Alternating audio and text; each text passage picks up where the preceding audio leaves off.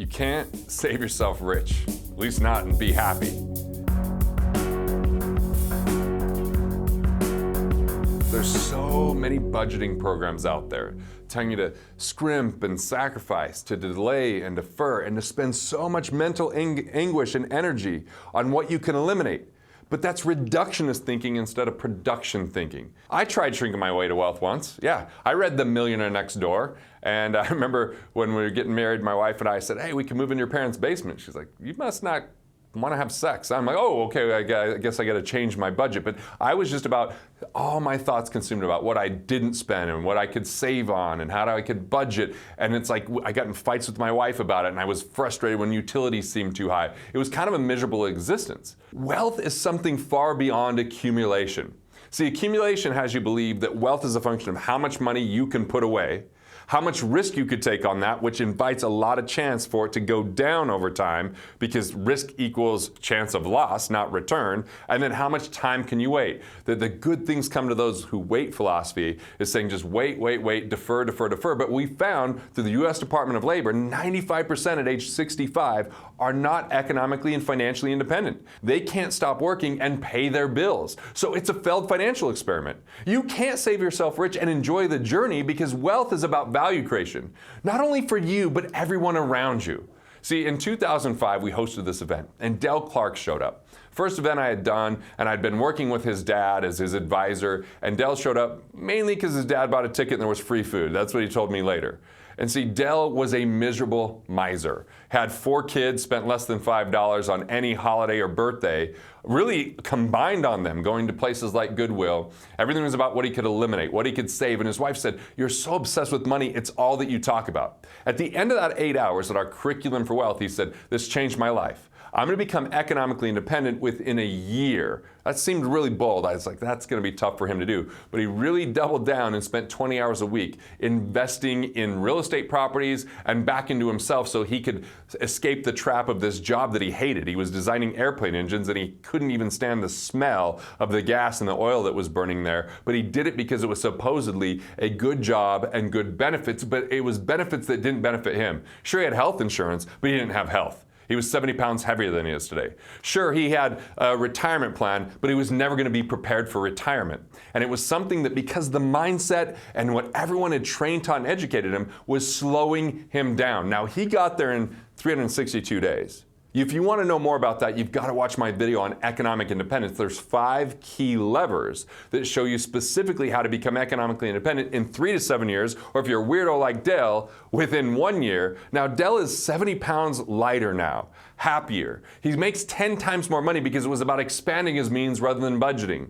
And really, the more magnificent thing is he took his wife to Hawaii. He just got back from going out to, I don't know if it was like Aruba or something like that. And plus he went to Europe where he played the violin because he used to be a professional violin player. He would have never taken any of these trips and have a richness of experience along the way. So it was a mindset shift and a financial shift by having the right framework and mindset combined. So let me break this down into 3 ways to build actual wealth.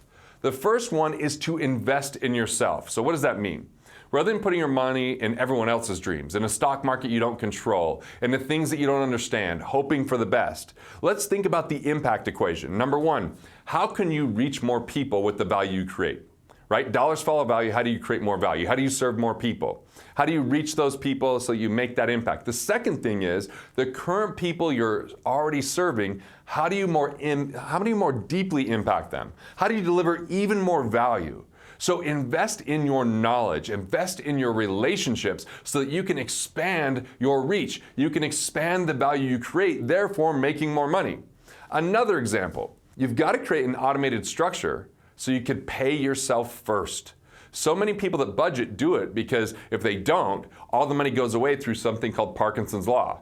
That as you have an increase in income, expenses rise to meet or exceed that increase. And so I get why budgeting starts. And if you're a train wreck spending $2 for every dollar that comes in, listen to Dave Ramsey and Susie Orman and go out there and budget your way so that you're not going completely broke. But if you're making more, than you actually need to live on, or you're making more and saving more, all you do is set up a separate account, just a checking, savings, or money market, and pay yourself first. If you have a payroll service, see if they'll send 2 checks, one to your personal account where you're spending money, and one to your wealth capture account where you're preserving money, right? Where you're protecting money, where you're building up a peace of mind fund so you have staying power. So just one financial incident doesn't wipe you out. So you don't have to go borrow on a credit card if you have a health challenge or a family issue. So you pay yourself first in a wealth capture account, just a savings account. It's not earning money.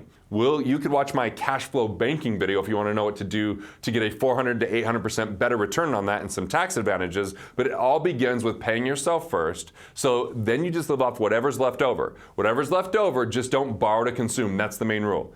Do not borrow to consume. Use the cash that's at hand and continue to look to create more value. Now, in order to do this, one of the best advantages is to go to wealthfactory.com/cashflow. There's a guide that gives you 3 specific tips to improve your cash flow so you can pay yourself first without having to budget or cut back. Now, the third thing, spend time with people that challenge you to think better. And think bigger, right? That are your cheerleaders, that are your advocates, that challenge you, that create accountability, that excite you, that inspire you. I love spending time with those people. I come away feeling better. I come away, they want to see me succeed. And when I spend time with people that are envious of my life or my wealth or the lifestyle that I have, and they want to tear me down, I don't want those people to destroy my confidence or my vision or to waste that time. Simply categorize 3 things. Who are your friends? Those people that cheer you on, that inspire you, that make you think bigger. Spend time with them and invite them to spend more time with you. Who are the people it's time to be friendly with? Friendly means they don't want to see you succeed, or they don't share your values, or they're a drain on you. Say no to their invitations in the nicest way and stop inviting them to things. And buddies might not inspire you. They might not have you think bigger, but they're fun to be around. Just spend less time with them, even though you can spend time with them, and spend more time with your friends. Look, you can't save yourself rich, but you sure can enjoy the journey if you embrace wealth capture, if you embrace spending time with the right people, and you add more value to yourself and others.